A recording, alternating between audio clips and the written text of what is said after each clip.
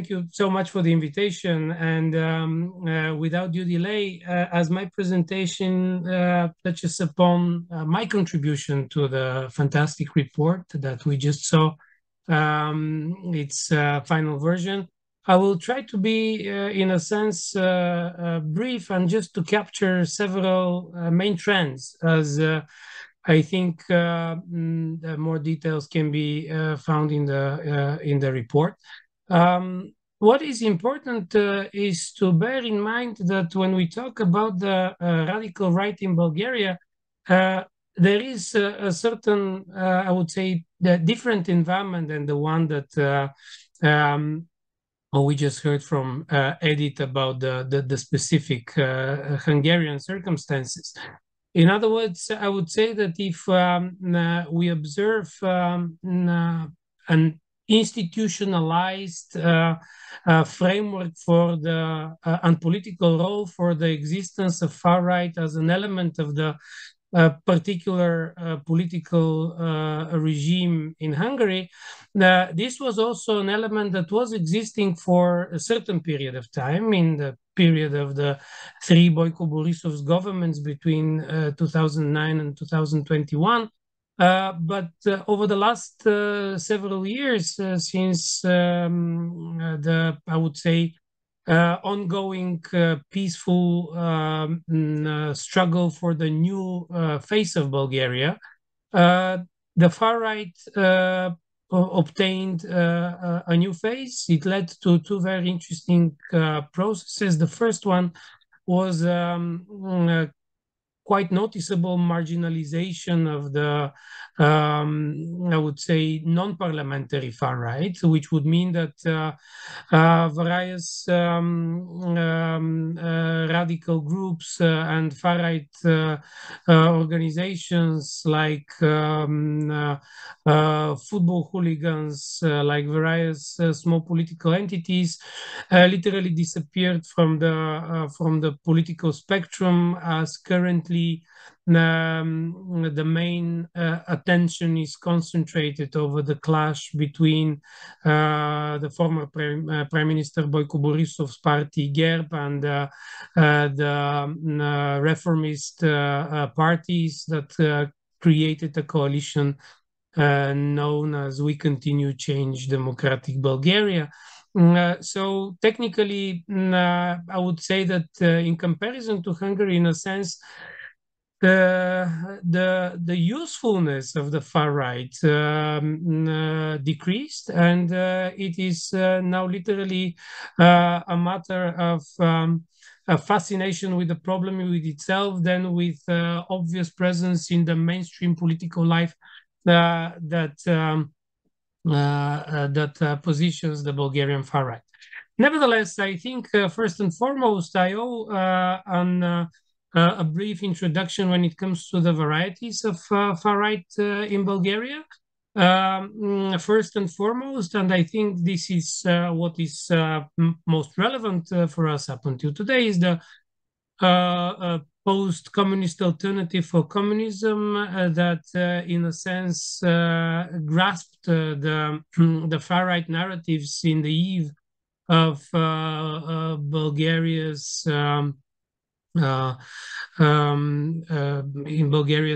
end of communism.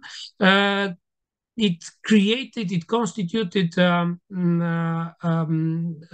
form of far-right nationalism linked to the former Communist Party that evolves in various forms and can be traced over the last 30 years. I would say that in that sense, we can call this type of far right a mainstream far right, because first and foremost, it never disappeared from the political spectrum in Bulgaria, but what is more, it evolved into various different political formations that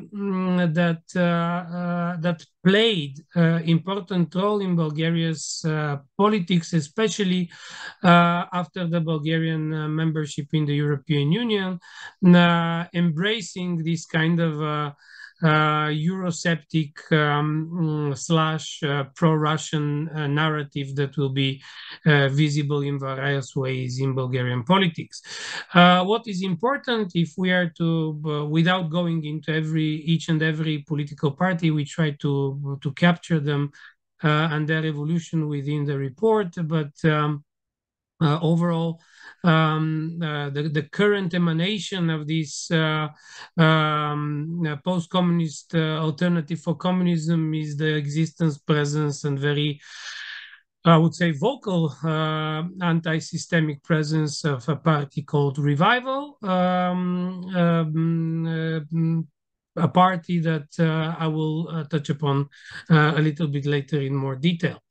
The remaining three, I would say, branches of Bulgarian far right are embedded in the notion, first and foremost, of nativism. We have smaller, I would say, much more clearly anti-systemic political parties like the Bulgarian National Union or its next, I would say, versions of Bulgarian National Union, National Democracy, and these are formations that are interesting in their ideological sense because they are actually embedding their narrative much more in this, I would say, purely nationalistic, without the international siding approach towards nationalism, emphasizing on love to the nation and devotion, and acknowledging in every foreign influence a threat for the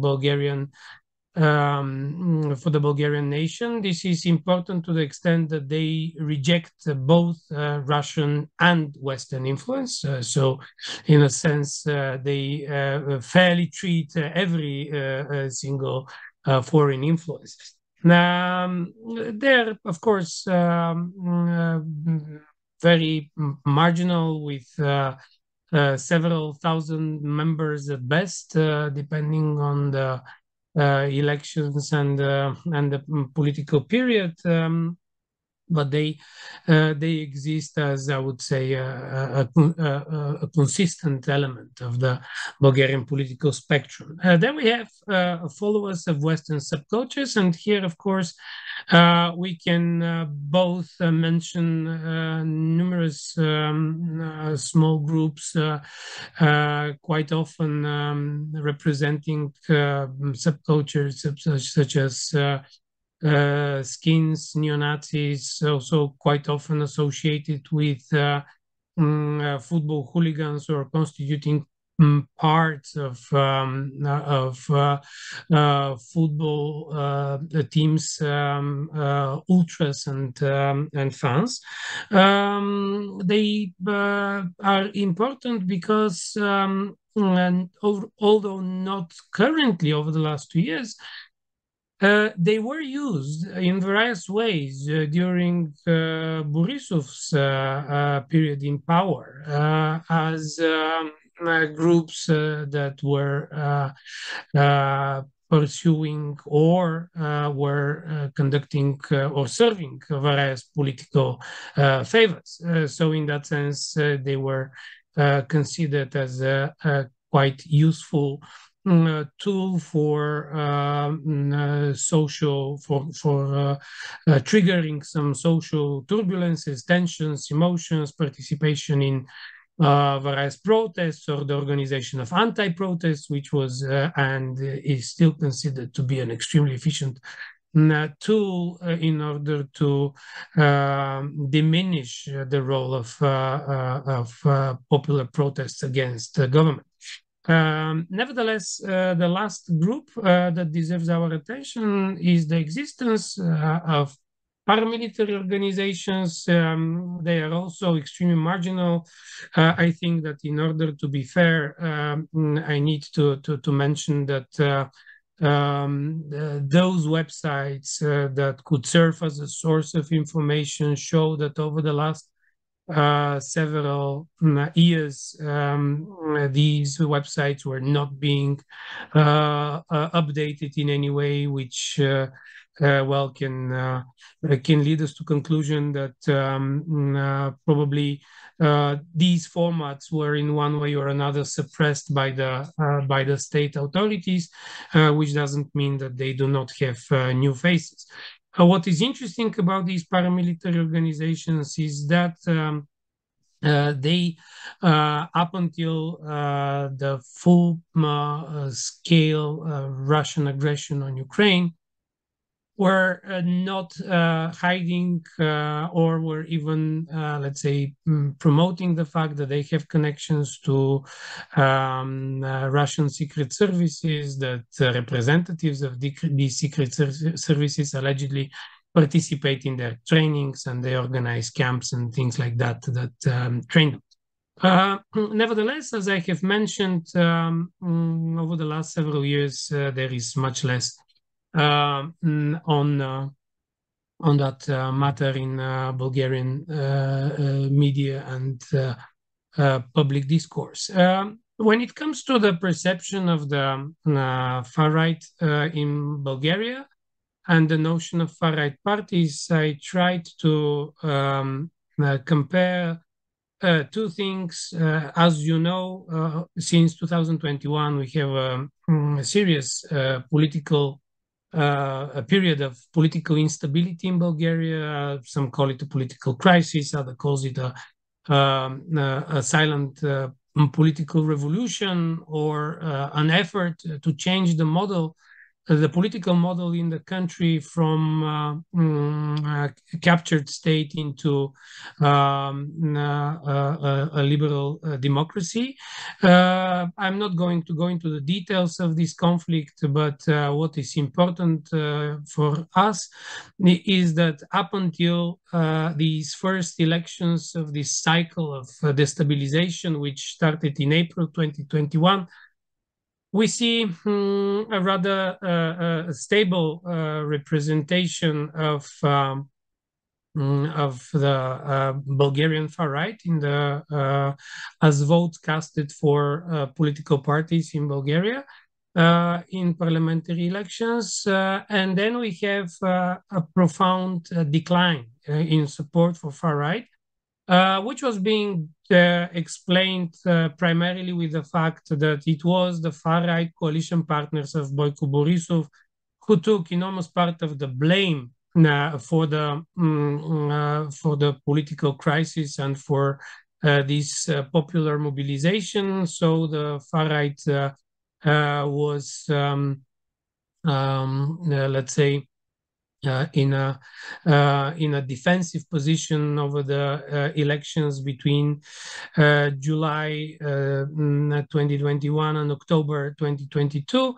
But this vacuum was replaced by the political party Revival that currently is one of the main political parties in the Bulgarian parliament. What is important to know is that this political party is representing both the openly pro-Russian and anti-European narrative, drumming the drums of nationalism and painting politicians as traitors, and openly claiming that the current Bulgarian political system is steered by foreign embassies. In other words, that what is happening in Bulgaria is not in the hands of Bulgarians. The specificities of the Bulgarian radical right is, as already mentioned, the mainstream nationalists that are active participants in the political life, What is interesting, they play different roles, both as an opposition, as silent supporters of government. That was especially characteristic for the Boyko Borisov's regimes, and also as coalition partners. What these mainstream nationalists, up until the end of Borisov rule, was that they were rather monothematic and often pro-EU. For them, important Plato, that was their main stock was the relations with North Macedonia and the question of Bulgarian past. On the other hand, we have the far right radicals, which are characterized by comparatively narrow support. The nativists, in that respect, as I have mentioned, are against all. What is interesting is that they are questioning the status quo. They also try to invest in youth organizations, although I have to admit that from my research, it appears that these youth organizations are rather weak or non-visible when it comes to political activities. We could also see some of these far-right political organizations organizing order units, something that was also mentioned by Edith in the context of Hungary. We have a similar issue that I would say bridges the experience of these far-right radicals as the presence, the existence and activities of the Roma minority are used as a justification for the creation of units that are supposed to replace the state. Of course, in the meantime, accusing the state of not being able to perform its basic security and safety obligations. As I have mentioned, what is typical for them, xenophobia, racism, very creative interpretations of what means to be Bulgarian, among other claiming that it doesn't matter whether you live on the territory of Bulgaria, but everyone who is not Bulgarian, whatever that means, is considered to be a guest, and as such, in a sense, needs to obey the rules established by Bulgarians. Understand that as these far-right radical political organizations. Last but not least, all these units quite often, as I mentioned, were serving political services as protesters or aggressors in order to create destabilization. The most famous far-right nationalist activity in Bulgaria is related to the Lukov March, and you can see based on the flags that this is considered to be an internationalist nationalist activity with representatives usually of far-right and radical extreme movements all the way from Germany to Bulgaria. I wanted just a couple of words to mention about the Revival political party, especially that we are in the aftermath of another round, this time of self-government or local elections in Bulgaria, and that gave us a certain opportunity to compare the situation during the last parliamentary elections. As I've mentioned, Revival turned out to be the third political party in the Bulgarian parliament with 14% of the votes.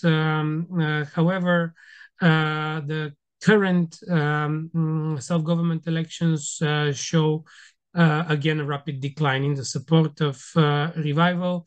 What is interesting is that it is estimated after these elections that the popular support for Revival at this point is estimated around 7-8%, which means that they within these local elections, where what is an interesting trend for far-right political parties is that these are elections that allow to cumulate the vote, and in particular spots or places to play, I would say, improportionately larger role. Well, these were elections that Revival was unable to achieve, which means that we should look for other reasons for the explanation of the phenomenon of Revival, rather than extremely efficient or well-structured, well-organized party structures at local level. Revival went through an enormous evolution over the last 2 years, and it is interesting because there is no doubt, the nickname of its political leader is Kopeikin, so there is, I would say, the connections between him and Moscow are quite obvious, quite clear, especially in the narrative and the argumentation that is being used. But I think that this political party is interesting in the context of the evolution of its narrative, because after the Russian full-scale invasion on Ukraine, it abandoned its pro-Russian narrative and embraced much more anti-Western and nation-oriented narrative. So Russia is no longer the role model, but what is the most important is the claim for own decisions, defined as decisions made by Revival, constant claims that every single politician from the current political coalition, quite toxic one, but still is a traitor and needs to be face a tribunal. Anti-American, anti-colonialist, anti-Western narrative, and of course against Euro. As I have mentioned, this is also now the political party that managed to unify all the different smaller pro-Russian political entities that operated. I would say that in a sense, it is a coalition of various small groups, including a party called Russophiles for Bulgaria, led by a guy who is sanctioned by the Magnitsky Act. So we can imagine that there are various formulas of political representation that are there. Before I move to the conclusions, I just wanted to mention 2 more points that we also have in our report. The first one was the legal environment when it comes to the radical right in Bulgaria. And from our report, the conclusions are as follows. First and foremost, there is a well-established legal framework that on paper. Secondly, the Bulgarian definition of far right of the Bulgarian authorities rather concentrates on the notion of radicalization and radical Islam than on the perception of the far right as a threat to the political system. And in that sense, we can hardly trace any examples of open persecution of representatives of far right in Bulgaria. That leads to the conclusion that also there is a little attention when it comes to the activities of the far right. I would actually be here even more provocative. I would say that, and that's not only or solely a Bulgarian phenomenon. I think that the perception or the need for existence of radical right is considered in a sense as an absolutely necessary element of the state, as it allows for the concentration and accumulation and signals towards other countries in the region, which also very much use these kind of tools of far right or radical right in order to send signals on their aggressive, related to the past historical narratives that serve as a source of accumulation of political capital when necessary. Secondly, what is worth mentioning are the source of financing. And here, in my part of our report, what I managed to trace was that especially during the Borisov time, there were several channels of streamlining funds from the government to far-right political movements, as I have mentioned, either through various funds, but most importantly through enterprises controlled by the government or people representing the government. We also have examples of financing by companies controlled by Russia. We also have own funds accumulated either from illegal activities or from legal activities, among them sports clubs and various sport services, including MMA, which is now extremely catchy among the far right and serves as a source of, I would say, quite decent income. Said that, I would like to highlight that officially in Bulgaria, paramilitary organizations are forbidden. But we have, as I've mentioned, at least examples of several existing. And what is most interesting, we could also trace connections between these paramilitary organizations on a transnational regional basis between Bulgarian and Serbian paramilitary organizations where the Russian influence also can be traced. Said that, I would like to bring my arguments to a certain conclusion.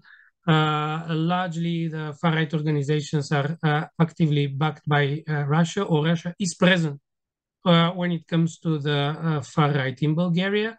The mainstream far-right participates actively in the political process. At this point, however, it is marginalized by the fact that the current clashes between Boyko Borisov's status quo party and its proxies and the reformist bloc searching for a profound change in the Bulgarian political life.